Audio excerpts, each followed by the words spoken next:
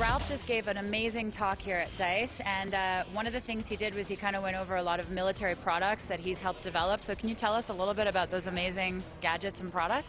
Probably the thing we're maybe best known for. The last 5 years I've been working counterterrorism and developing mesh networks and handheld computers and communication systems to allow soldiers in Iraq and Afghanistan to be able to have real-time positioning of each other and hopefully where the enemy is, and be able to communicate with tactical operation centers and headquarters in order to give real situational awareness in real time to the soldier.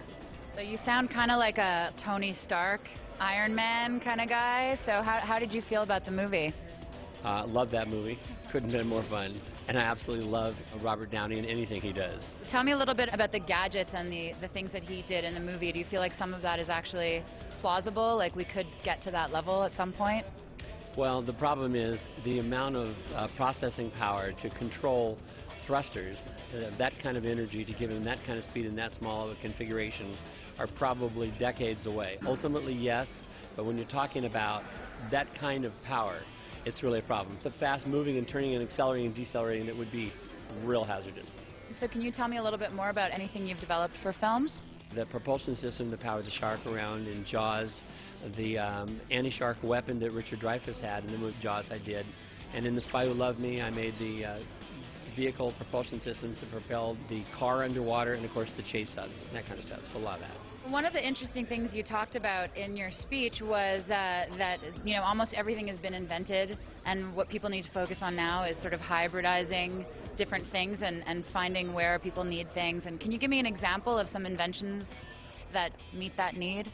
Well, I think, for example, one of the projects we're working on now is a new type of vision system with micro lasers and very interesting things like MEMS gyros and inclinometers and digital compasses. We can integrate what is in fact a laser rangefinder and allow situational awareness and the ability to see day, night through fog and dust and blowing sandstorms and effectively look like a regular pair of glasses. So are you a gamer at all? Do you play any video games? Sure, but most of the time I have little time. I'm more watching things and thinking about how to take the game off of the monitor, if you will, and making the gaming environment on the street where it's not in your hands. All those artists and all those code writers are the brilliant individuals that can contribute to the content that can leverage off of the hardware that I want to develop.